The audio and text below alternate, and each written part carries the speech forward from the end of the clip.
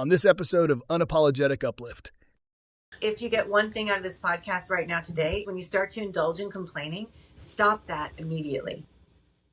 You are going to suffer so much more that way. Allow yourself to be real. Allow yourself to be messy. Do it anyway. I don't care. I am what I am. I show up as I show up. It's a big fat mess some days. It's totally amazing other days. And I am just doing the best I possibly can in this wacky, chaotic life. This deep trust in yourself and learning to be okay without having certainty and just trusting in yourself that when I do what I feel my soul is being called to do, things are just going to work out. I have no one to blame for where I am except me. I actually love where I am because to be able to have the time and space to be able to help my friends and family, that is success. I feel like I'm thriving and I'm happy and it feels right. And that's what matters to me.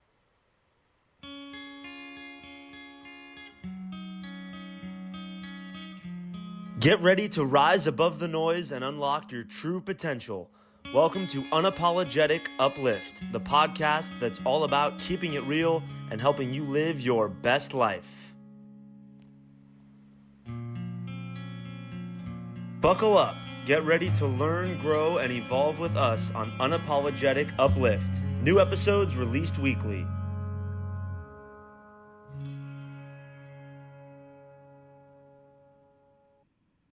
Welcome to Unapologetic Uplift. I'm your host, Kim Staples, joined by my gorgeous co-host, Ianthe Mauro. Welcome. Today we are talking about how we really don't have our shit together and how we're winging life. But I'm going to hand it to Ianthe to do a little intention setting before we delve in. I am setting an intention on this flame, on this candle. This beautiful hand-poured, by the way, ceramic, which has a spout on purpose because this is a candle I made for one of my clients, Candace, and she wanted candles that are for the body too. So you can actually pour this on your body. So I have to give a shout out to her. And it's Shop ELO, E-L-O. These are beautiful. Okay, here's the intention I'm setting right now. To do it perfectly, imperfectly. To allow yourself to be real. To allow yourself to be messy and do it anyway. And course correct when you need, and whatever it is that you are that, and that is enough. I love you. And so it is. Yes, please just be you. People spend so much time and put so much effort into appearance and things looking a certain way. And I used to be this person too. So this does not come from a place of judgment. It comes from a place of deep, deep empathy because I don't think I know most of the population does not know what the freedom of being truly authentic feels like. And while I will never tell you that it's easy, because it's not, it takes a lot of unraveling and first really getting to know yourself.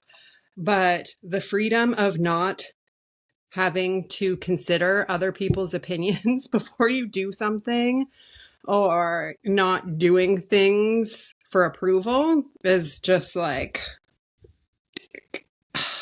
It is freedom. That was the perfect word for it. I have been accused most of my life of having it all together. I'm accused of that. Why? Because I'm very capable of showing up regardless of what's going on behind the scenes. And I think that makes people, it tricks people into thinking that I have it together. I don't even know what, I will tell you something. I have it together. If it is, let's define what it is. So if having it all together, it in that sentence for me means I won't go down with the ship. Even if the ship is frickin' going down, I'm going to find a way to jump out, swim, tread water for a while, grab onto a floating log, find a life jacket, find a group of people to jump into a lifeboat with. I will figure it out. It doesn't mean that the ship isn't sometimes going down in my life. Love that. Okay. And thank you. And I will say that I've made the mistake and gotten in my own way in the past because I've actually gotten off on, I'm going to just be totally honest here, because this is Unapologetic Uplift. I've gotten off on making people think that I do have it all together. There's a part of me that likes that. Oh yeah, you think I have it all together. Good, good. I'm winning. That's bullshit. And I stopped doing that. I don't need now. And this is a next level, like a deeper level of not giving a shit about what other people think about me. But the next level is this. And I'm not always good at it, by the way. Hello, I'm not always good at it. It's still a work in progress. But the next level of that is I'm not getting off on making you think that I have it all together. I've always known I don't, but I used to like making you think that I did. Now, I don't even like I don't want anyone to think anything. I don't care. I am what I am. I show up as I show up. It's a big fat mess some days. It's totally amazing other days. And I am just doing the best I possibly can in this wacky, chaotic life that I possibly can. And I'm hoping that I can, in some way, raise people's vibration and their ability to love themselves when they're in my presence. That would be great. Then I win. And I don't care what that looks like. Totally. I'm with you. I'm totally winging life too. And don't have anything together. It's why I'm going to give you an example. I've had a candle company since 2009. I've been known as, a lot of times we get known as for what we do. So I've been known as the candle queen, the candle lady, the love and light lady, these things for 15 years, more than 15 years. And I had closed it in 2020. I had relaunched again. Then I closed it again when we moved across the country. I mean, just different things have happened. And because I do things messy and because I don't have it all together, I got a message on LinkedIn this morning from someone who's a former customer and a friend. And he said, wait a minute, you're doing candles again?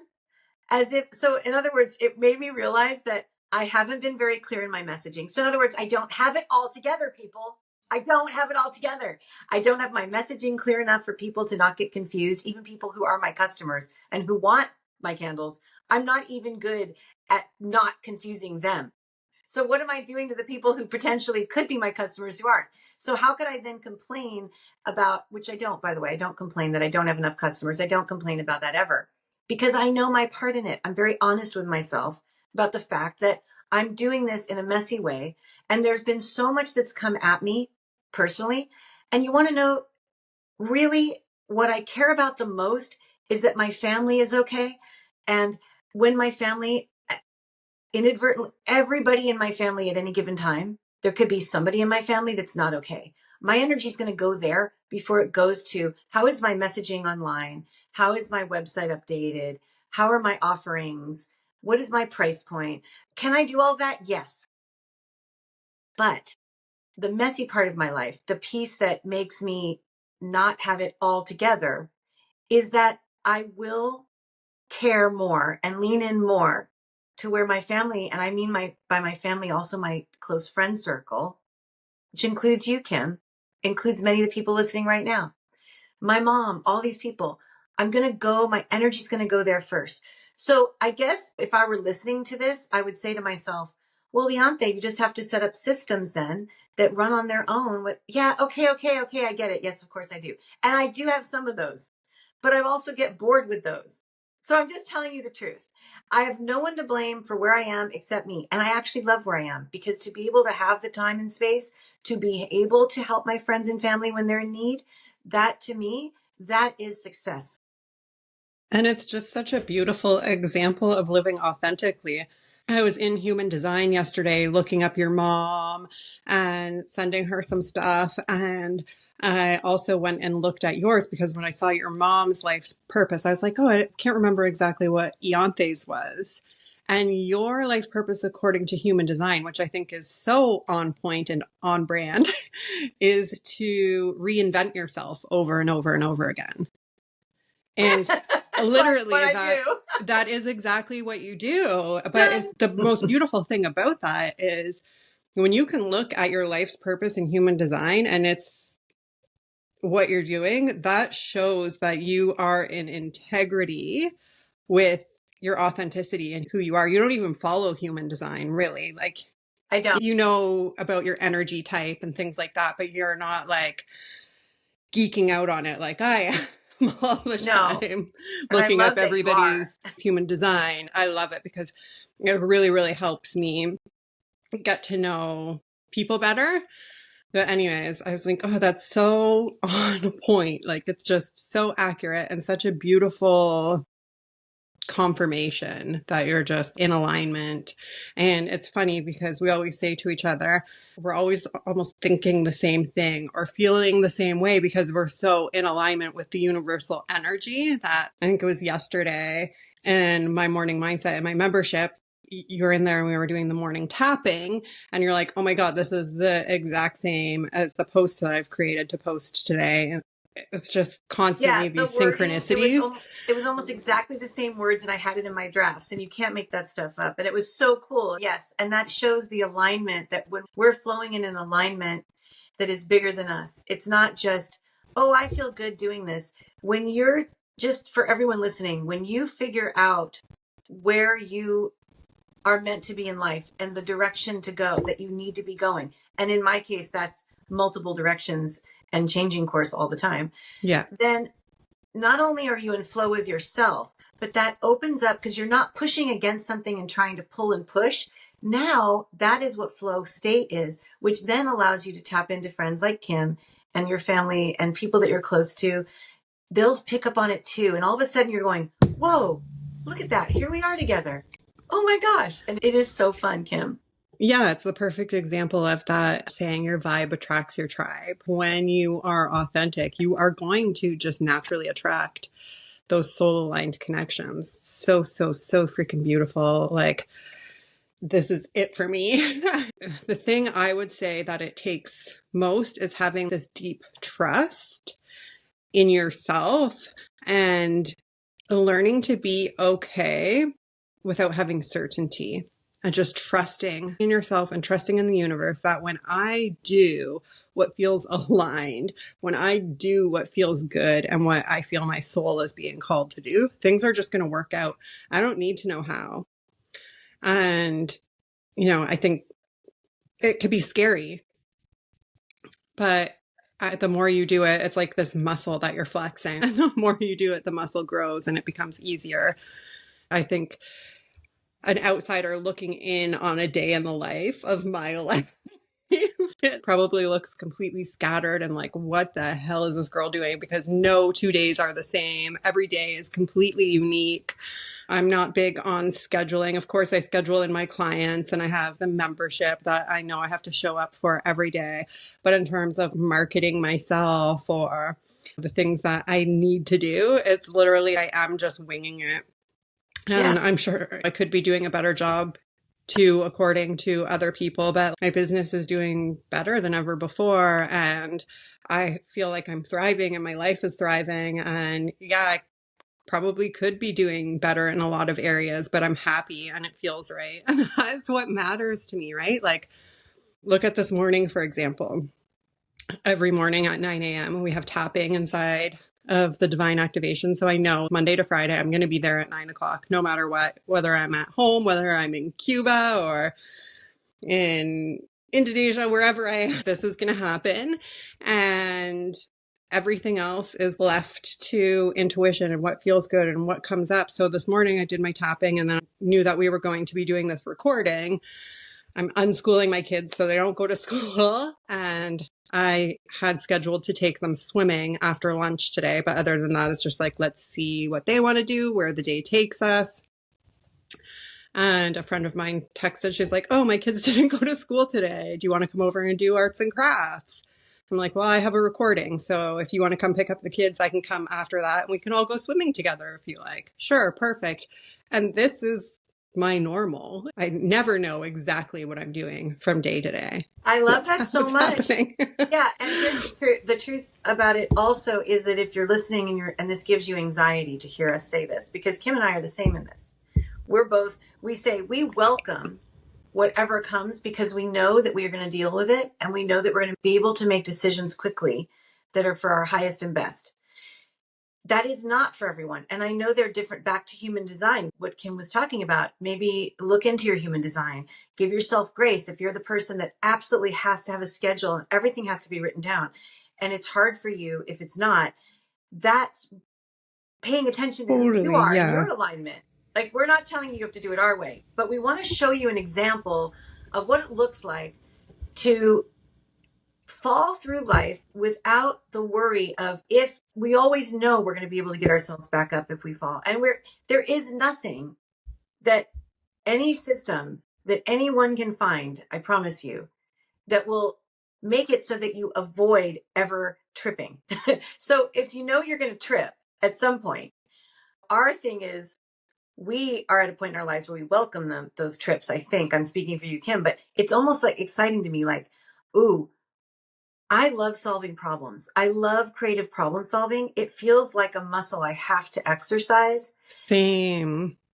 So I go, ooh, I wonder what's going to, and that's also why I don't complain. Because what complaining does is it just kills my energy and it takes away all of my ability to be creative. Oh, And yeah. what's the point? I'd say if you get one thing out of this podcast right now today, is just stop yourself from complaining when you notice you are. And it's not the same as venting. Sometimes you have to process things, debrief and vent, but you know the difference when you start to indulge in complaining. Stop that immediately.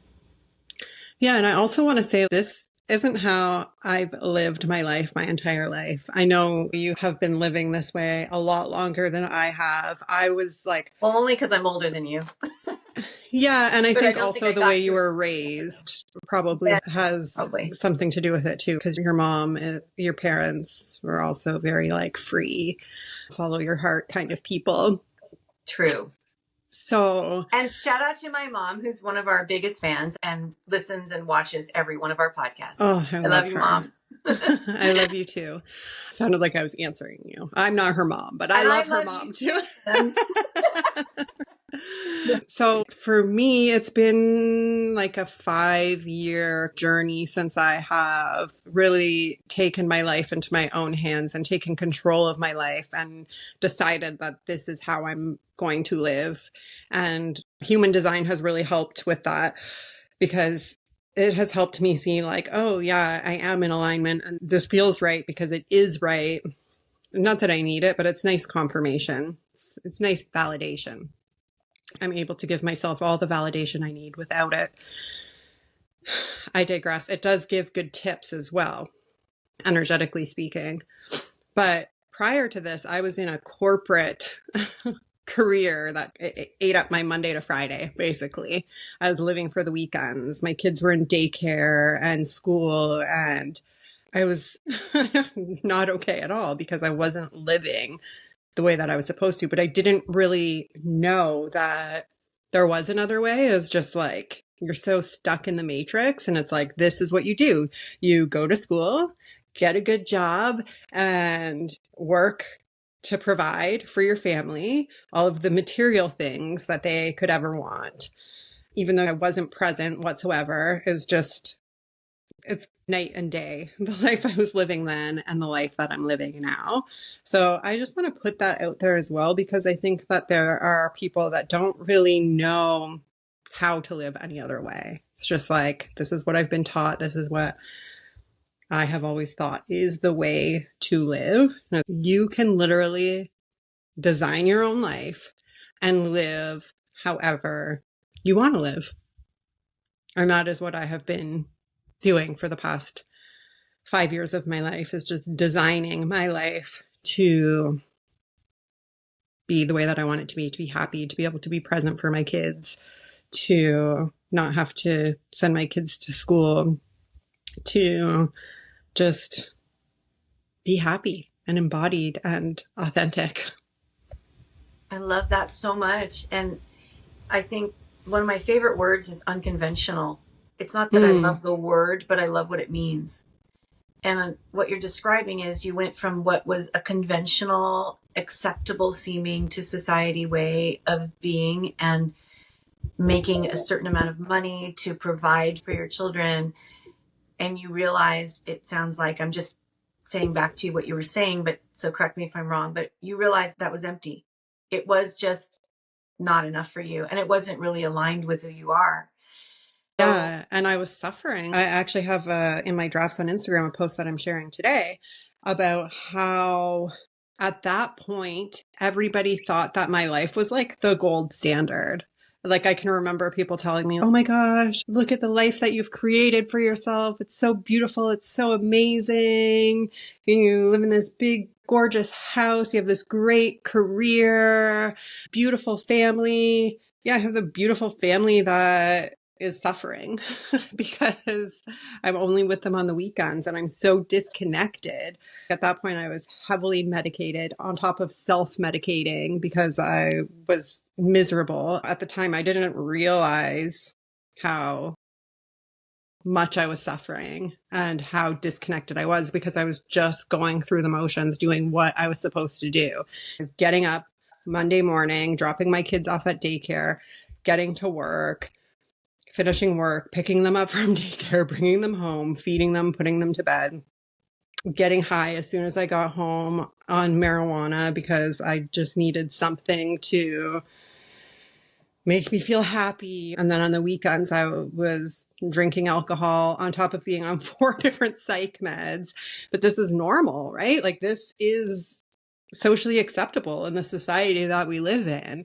I can remember all of my colleagues pretty much living the same life. My boss, this is what I did on the weekend. I drank between taking my kids here and taking them there. Everybody's kids are in like 8 different sports, training them to be constantly busy as well. This is it. This is this life. All of those things that you just mentioned, they all have something in common, every single one of them. And they all numb your intuition. Oh, God, yeah. I was so disconnected from my intuition. And my body started screaming at me. And I just knew there had to be a better way. And I was like clawing out of this life. It was a journey back to myself and my intuition. And yes, they're very numbing. Like all of the medications were numbing, not to mention self-medicating. I was not in touch with my intuition. And that is another thing that society doesn't want people to be connected to their intuition. They don't want that.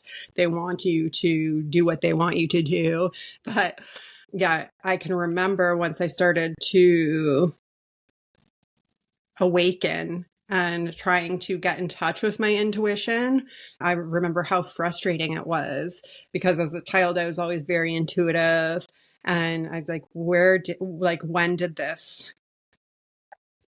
I lose this? And it was progressive over time. I just slowly became more and more disconnected, more numbed.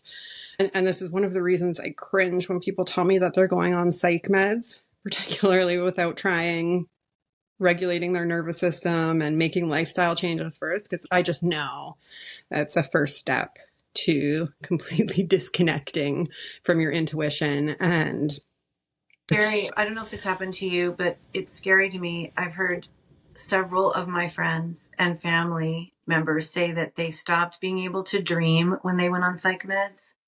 Did that happen to you? yeah, to be honest, I don't really remember dreaming. So aside from maybe like nightmares from time to time, I don't think I was dreaming. I was sedated. I was on benzos and medications to make me sleep. So I don't really remember. I don't really remember. We have a whole episode about how you and I feel about psych meds. So please go back and listen to that if you haven't yet. It was the episode just prior to this.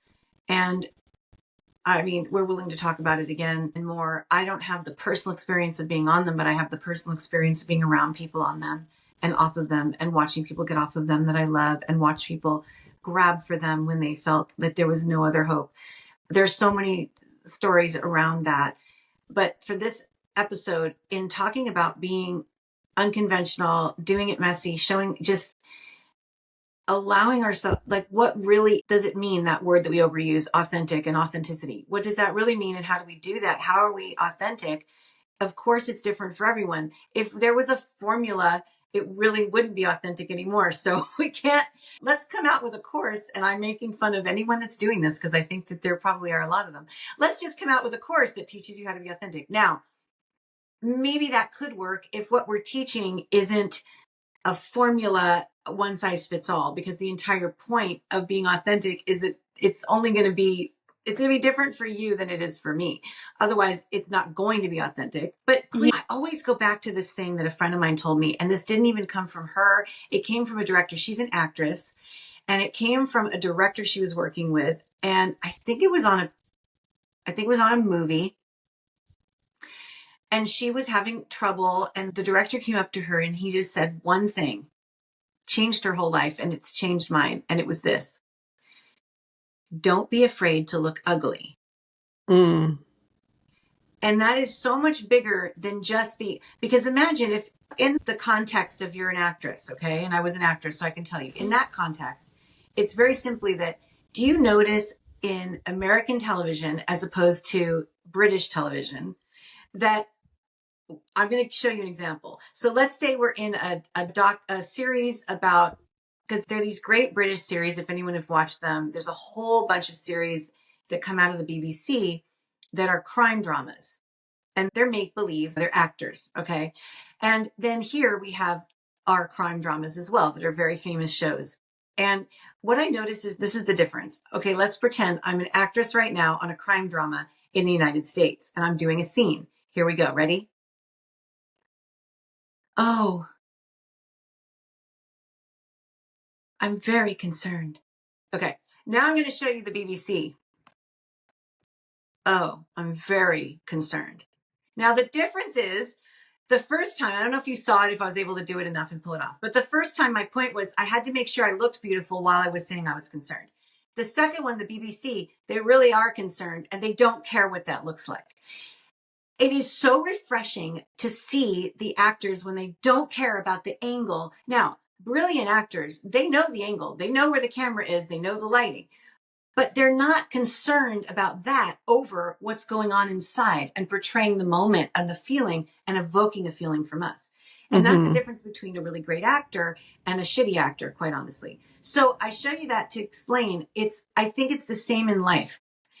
When we're noticing that we're so afraid, because what does it mean to say, don't be afraid to look ugly? It means the opposite of that is be afraid to look ugly. If you're afraid to look ugly, it means what? You're afraid of everyone else's opinions. You're afraid of what it looks like to the world. You're afraid of what it looks like to your neighbors. You're afraid of, it's the keeping up with the Joneses on crack.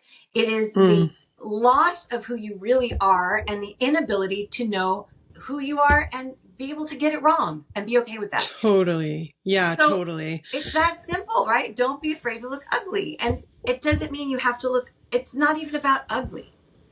It's about stopping yourself from being real because you're looking outside going, what are they going to think? Yeah, that's exactly it. And I think that when you said that you couldn't do a course for authenticity, I disagree. I think that you can. And I think that one of the biggest things, and this is what I always tell people when they're like, how can I be more authentic? Or they think they're being authentic. We talked about this on a podcast that we were recently on, how people are like, okay, I'm not going to do what everybody else tells me I need to do anymore. And I'm going to be authentic. And they try too hard to be authentic. And they start, oh, I'm going to do this and I'm going to do this. And I'm going to like show up naked and just take it to the extreme, which isn't really authentic. It's more like being a rebel. Shock. That's like shock and drama, which if it's authentic to you, great. But for most people, it's not. And it's an overcorrection. Exactly. Right. So something that I always tell people to do when learning to be authentic is before you do anything, before you take any action, before you respond, or before you post something on social media, just ask yourself, am I doing this for the approval of others? I love that. It's so simple. And when you really make this a practice, and I mean like write yourself sticky notes around the house on your phone so that you really remember to ask yourself this, it's actually shocking how much we have a tendency to do things for the approval of others because we're trying to get a specific type of reaction from people or a response, or because we're trying to essentially manipulate them into thinking that we are a certain way. Like I said, I was this person when I was disconnected. Literally, I was more focused on what everybody else thought all of the time. And I would do things to try and make people see me the way that I thought that I should be. And it's so dysfunctional. I can give you an example. Oh, sorry, go ahead.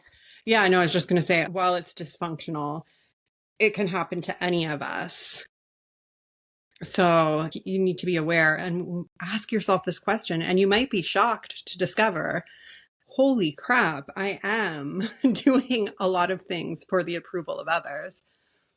I know I was when I started doing that practice. Yes. So a couple things there. First of all, I believe fully that you can teach a course in authenticity. I just don't think that a lot of the courses being offered out there that say they're doing that are doing it.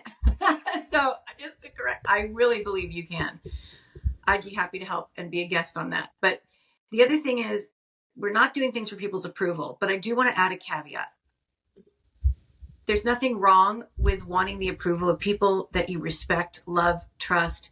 That's actually healthy. So for instance, I want Kim's approval. I want your approval, Kim. You know why? Because then I know that I'm being authentic and I know I'm doing something good, because I know that you're not going to lead me astray and you're going to be real with me.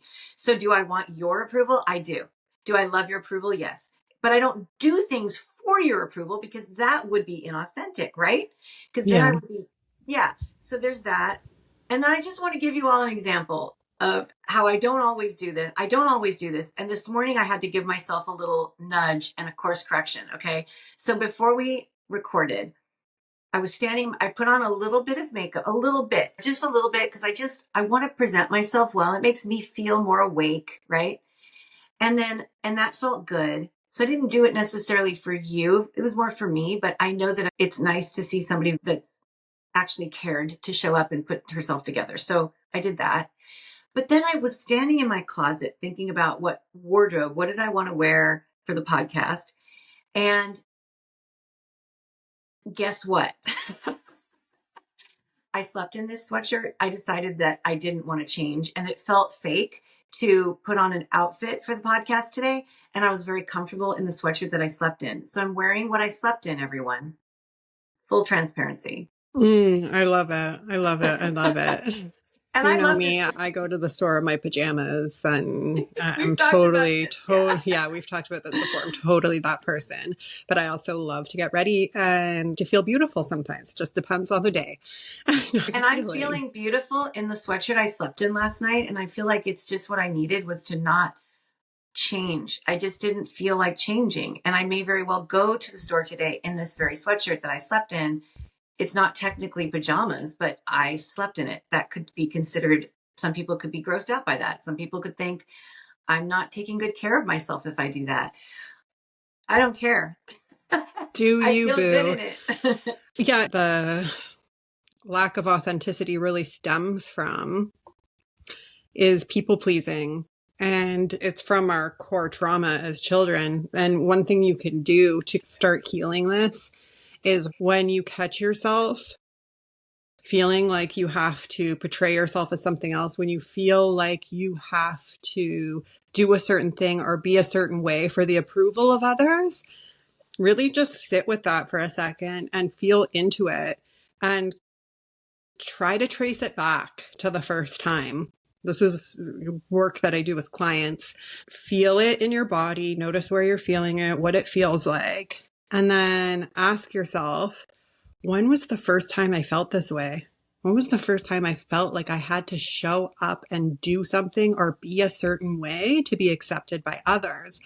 And don't think about it. The first thing that comes to your mind, because the mind will try to confuse you, and we have these protection mechanisms that will throw us away. But just the first thing that comes to mind, the first time, and sometimes you can trace it back further, but go with that and just look at it for what it is and be like, why was I doing that? And just being able to see it as the adult, because guaranteed it was a child. You were a child when it started for all of us. Just being able to view it as the adult now, as like, okay, I see how this pattern started, and give yourself that empathy. It's time to rewrite the story now. But it's not your fault if this is something that you do.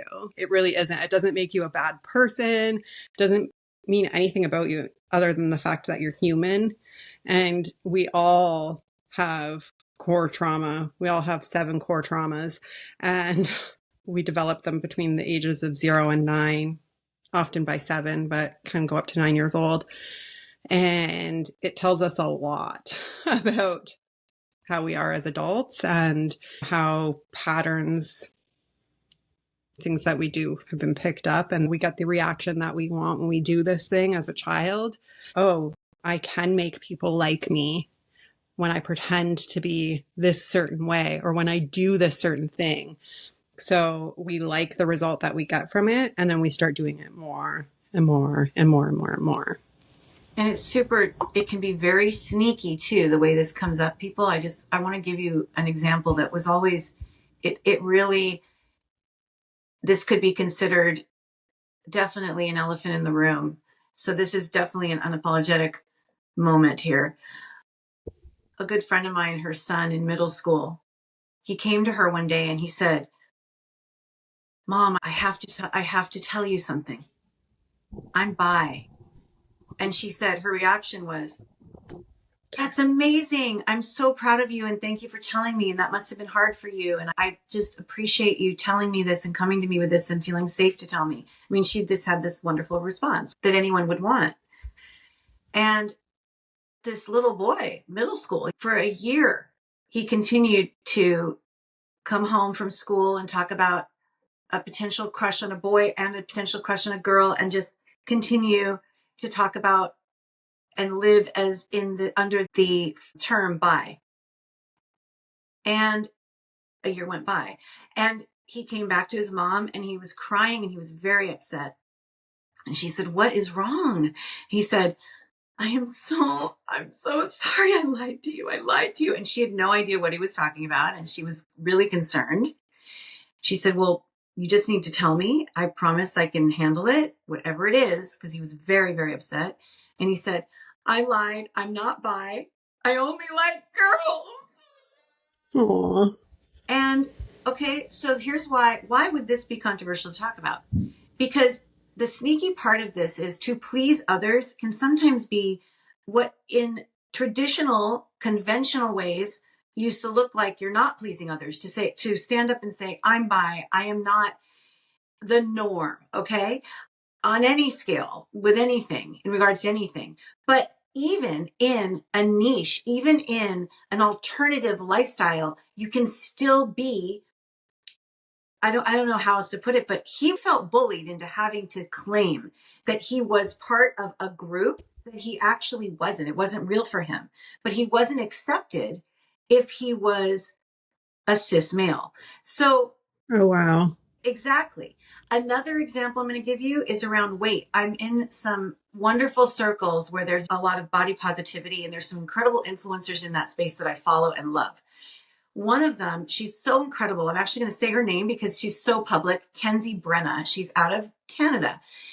She does, and I'll get you in the show notes. I'm going to try to get her tagged because this is so incredible. So she is this beautiful, body positive, amazing influencer that I've followed for years.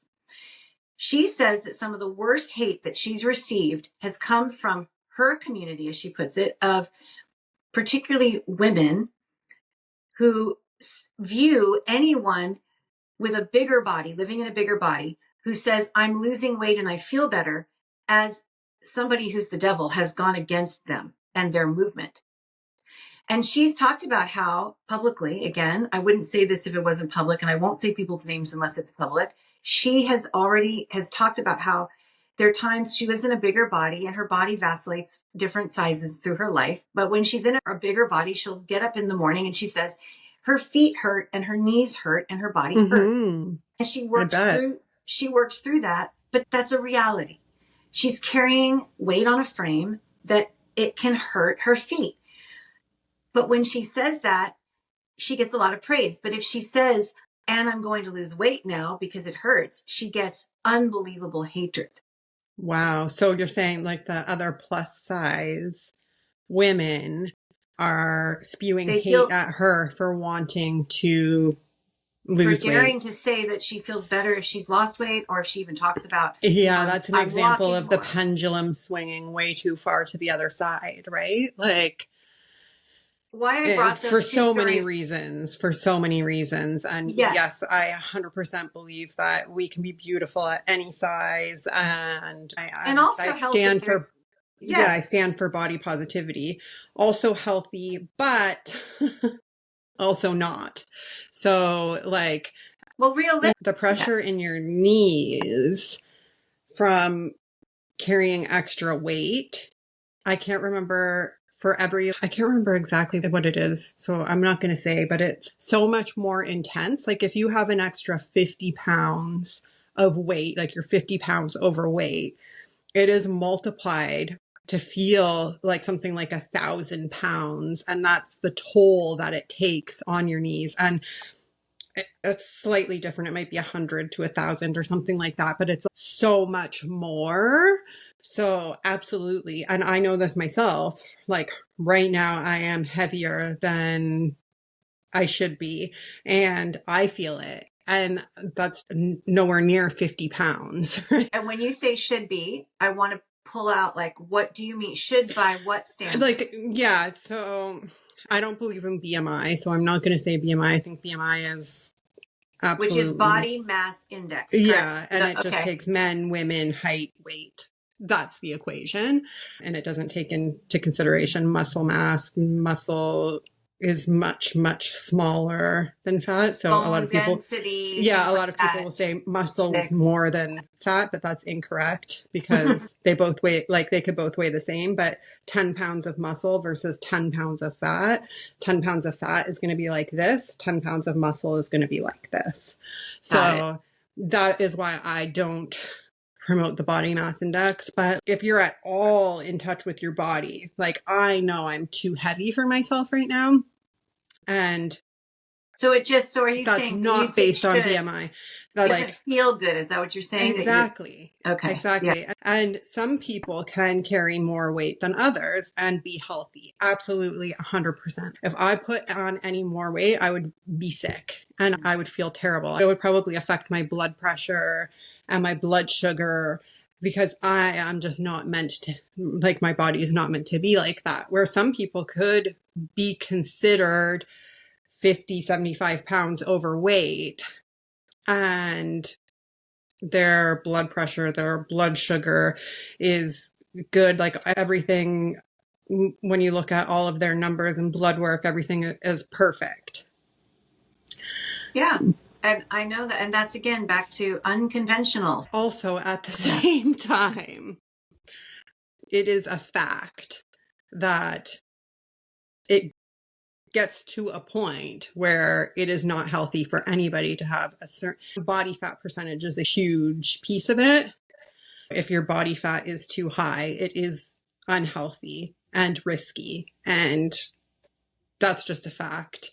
Your joints. So to make somebody it's back wrong.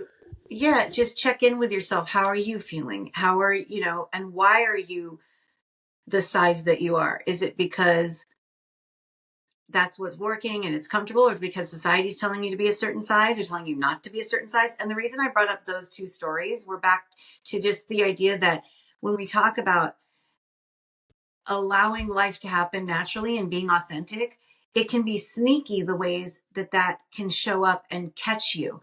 So you think, oh, I'm being authentic because I'm claiming my sexuality, but actually I'm only doing that because everybody around me is doing that. And all of a sudden it's the thing that used to be what would be considered, oh, wow, brave and authentic is now part of a bullying going on. I love myself regardless of the way that I look. It's wonderful. That's healthy. That's great. We want you to love yourself and we don't want it to affect your self-worth. But make somebody wrong for wanting to make themselves healthier and feel better by losing weight. Like that is extreme and not okay either. It's not like you have to remain a plus size woman because you love yourself like that. If you want to be healthier, you want to feel better, you even want to look different, go ahead and do you, and that's okay. So those extremes are definitely unhealthy And it's okay if you're not liked by a certain group because you've lost weight or because you've gained weight or because you love who you love, then that's not your group. Totally. Period. That's it.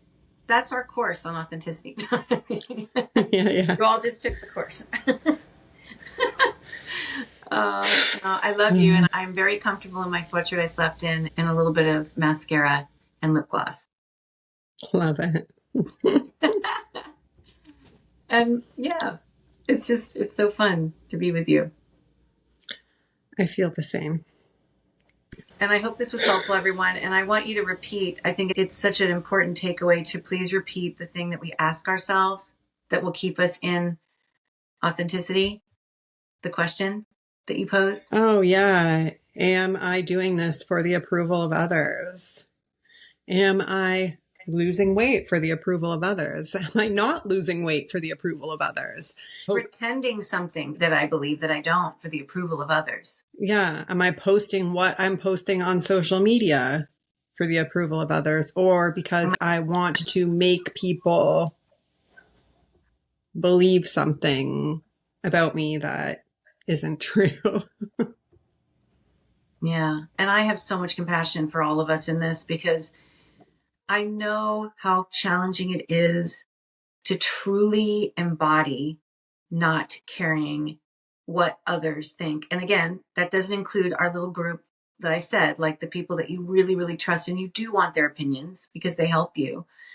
But in general, the opinions of others, I know because I still, let's be 100% real here. You're never going to completely not care what other people think. That's not a thing. No, it's not a thing. It could be a thing if you have a narcissistic disorder. Yeah. Okay. That's actually a red flag if you really don't. It's that you're not going to make decisions from that place. Okay. Exactly. It's not that it's not going to come up, but it's a good check on yourself. Like, whoa, okay, what are they going to think? Well, it doesn't matter what they think. It matters what I think. But that moment where you're asking the question is a checking on yourself that proves A, you're not a narcissist. B, you are a human being and you care about others, think is not a bad thing. It just know who those others are and what are you doing as a result of that caring. Yeah, exactly. People are going to say sometimes and think certain things, and that's going to hurt your feelings. They're going to disagree with you and misunderstand you and think things about you. And it's going to sting a little. Absolutely. I have lots of people that think all kinds of interesting things about me. And it's okay for it to sting a little. But the alternative is you show up as somebody that you're not, you pretend, and you are going to suffer so much more that way, living inauthentically and disconnected. When it's, yeah, this can sting a little, but I can get over it because by me being authentic and true to myself, I have deeper connections with the people that are meant for me, with the people that are most important to me. Do you know how many people judge me for not having my kids in school, for unschooling my kids? And sometimes I'm like, oh, I hate that they think that about me. They think that I'm crazy, or they think that I'm a bad mom because I'm pulling my kids out of the system, whatever. But at the end of the day, I can live with that because I know that what I'm doing is best for them. And I am the one that gets to have my children having their primary attachment to me and to be so deeply connected to them, more so than the majority of the population, because they're sending their kids away for 30 to 40 hours a week. And they know what they know. I know what I know. And think what you want to think. I can live with my choices. I love that so much. So I hope this encourages anyone listening to take the risk of following your own heart today, regardless, and trust yourself that if you make the wrong decision, you can course correct and you can turn it around and you can you can try a different way. So it's not. Yeah, you can change your fucking mind too. Yeah, exactly. I love as that. Often as you want. You can change your mind as often as you change your underwear if you want. In fact, sometimes I do. I change my mind frequently. And one day I might love something and the next day I might hate it. And that is okay. Yeah, and that actually upsets a lot of people, and that's okay. I do the same thing. It makes there are people that get very nervous about how easily I can change my mind. But that's okay. That's about them, not us. And So I want to thank you all who are watching our podcast. And as we're trying to evolve and go even more deeply into the unapologetic realm, I want to invite you to comment if there's something you'd like us to talk about, a subject that's on your mind that you think would be interesting for us to have a conversation around. If you would like to be a guest on our podcast. And of course, any 5-star reviews, we welcome them. They just help more people get to be part of these conversations. And it makes us really happy to know that you're listening and getting something good from it. Yes, thank you for taking the time out of your busy schedule to be with us today. We'll be back next Wednesday. Love y'all. Thanks for joining us on Unapologetic Uplift. If you enjoyed today's episode, please share the love and tell a friend about us, and give us a review. Please don't miss a thing. Subscribe to this podcast and explore our sponsors, Objects with Purpose, Eco Luxury Candles, and Divine Activation membership. Objects with Purpose is more than an eco-luxury candle brand. They are time travel devices in the form of a candle. Light the 3 wicks representing past, present, and future with the validation that you are exactly where you need to be. And if you're ready to raise your level of consciousness and step into your unapologetic, unfiltered, and unbothered era, join the Divine Activation membership at cuttingties.coach/queen. With 3 tiers to choose from, you'll find the perfect fit to support your transformation. Thank you for your listening and love. We'll see you next Wednesday on Unapologetic Uplift.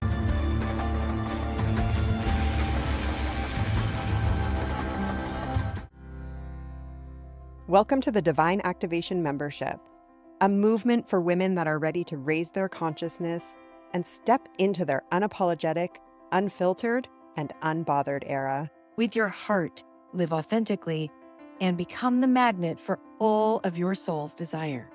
Grow, connect with your heart and body, release unhealthy and unhelpful thought patterns, heal old wounds, create new neural pathways, and reprogram your subconscious with high-value beliefs so you can manifest the life you're meant for.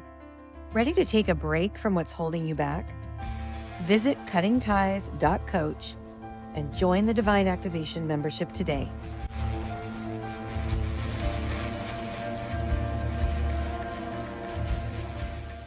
Hey, unapologetic souls. I'm Ianthe Mauro, founder of Objects with Purpose, candles that touch the soul and the body.